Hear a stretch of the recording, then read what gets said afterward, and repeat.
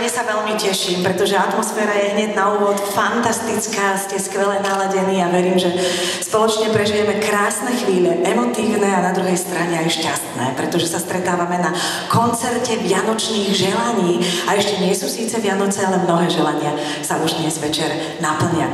Spoločne sa ich pochopiteľne dozvieme. Na úvod ste počuli krásnu Ave Máriu od Barborky Šemberovej. Videli ste krásne šaty, červená je teraz v móde.